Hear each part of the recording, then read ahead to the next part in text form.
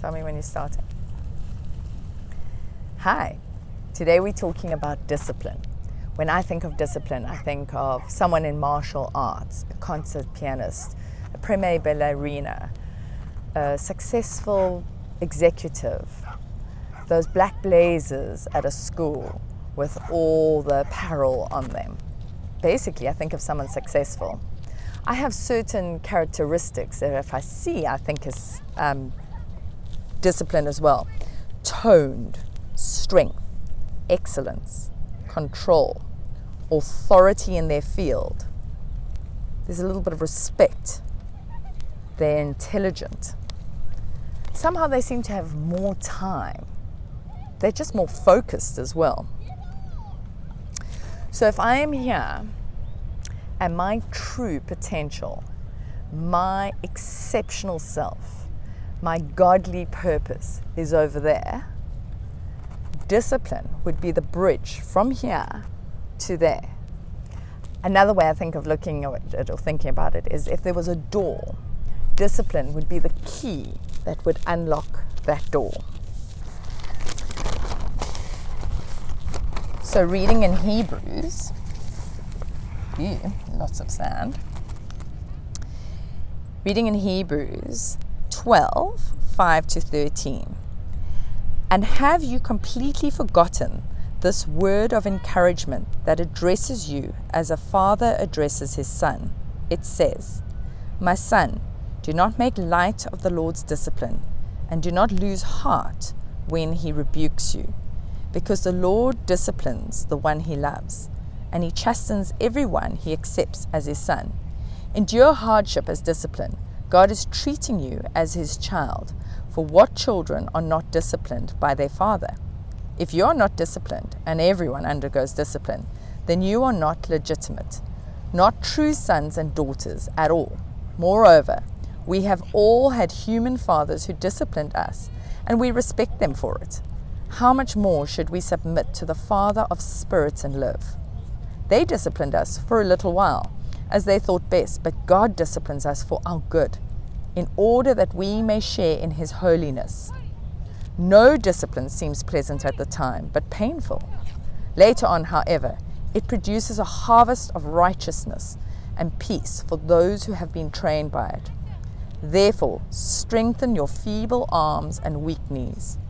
Make level the path for your feet, so that the lame may not be disabled, but rather healed."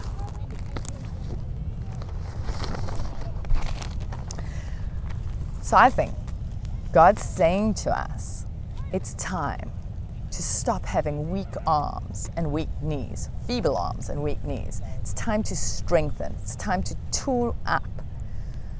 It's time to go for our true God-full, purposeful life. In that passage, there were three things I'd like to highlight. The first is that you are seen as a child of God. When I was growing up, this is the best example I could think of. We used to have sleepovers, and my parents would discipline me and not my friends. So if there were plates left over, if there was noise, if the dishes needed to go in the dishwasher, my friends were invited to help with the dishes, but there was an expectation from my parents to me, and I would be reprimanded if it wasn't done. I was disciplined. My friends were welcomed into the family, but I was the legitimate child. I got the discipline.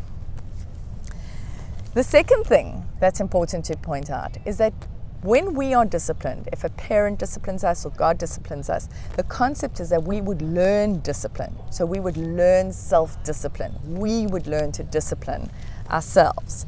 I want to read you three quotes. Lou Holtz was quoted to say, "Without self-discipline, success is impossible, period." The Rock, Dwayne Johnson, said, "All success begins with self-discipline. It starts with you." In 2 Timothy 1, verse 7, the Bible says, "For God has not given us a spirit of fear and timidity, but of power love, and self-discipline. The third point I'd like to pick up on is God's discipline for us is for our good.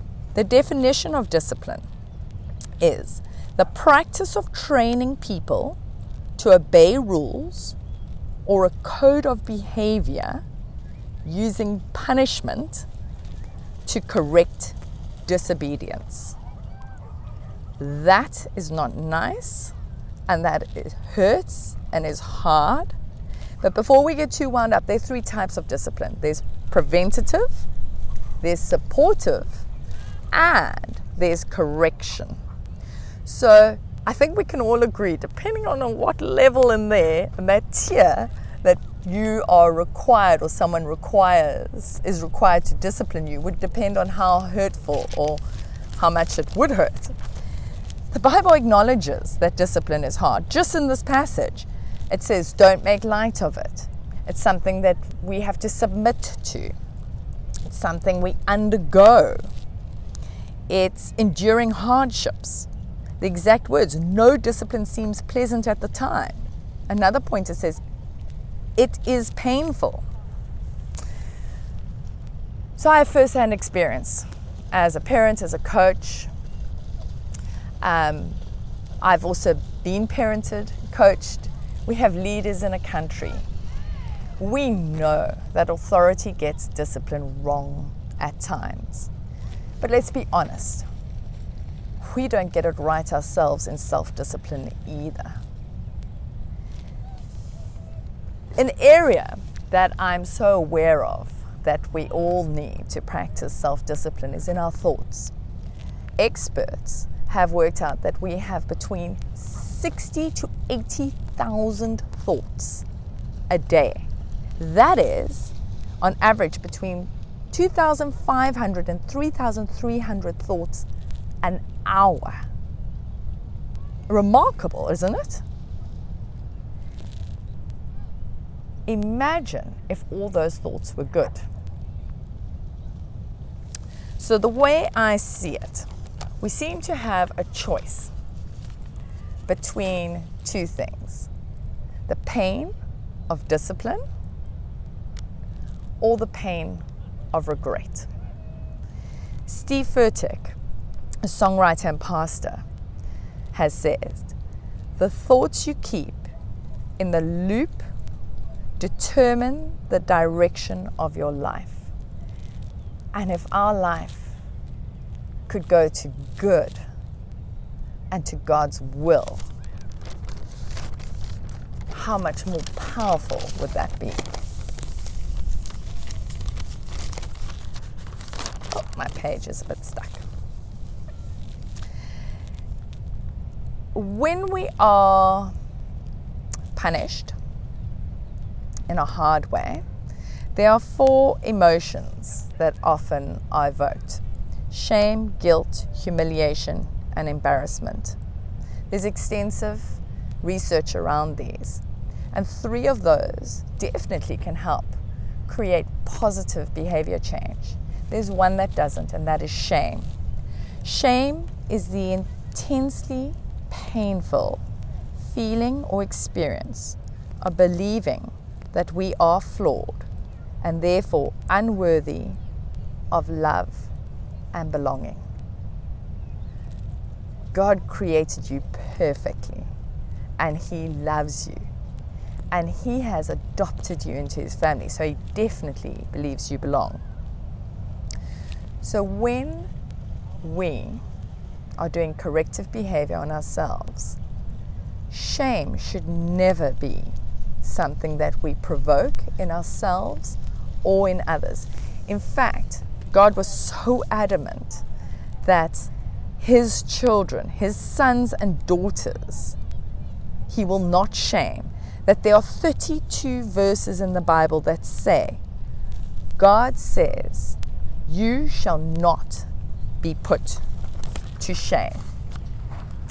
Daring Greatly is a book I've been reading recently, and there's a gremlin ninja warrior training against shame in here. It says, shame derives its power from being unspeakable. it's so easy to keep us quiet. If we cultivate enough awareness about shame and name it and speak to it, we've basically cut it off at its knees. Shame hates having words wrapped around it. If we speak shame, it begins to wither. Just the way exposure to light was deadly for the gremlins, language and story brings light to shame and destroys it. So we want to stop shame cultivating a failure to be disciplined. In a nutshell, we all deserve self-respect. Every human being deserves self-respect. And self-respect is a fruit of discipline. And God's discipline is always for your good.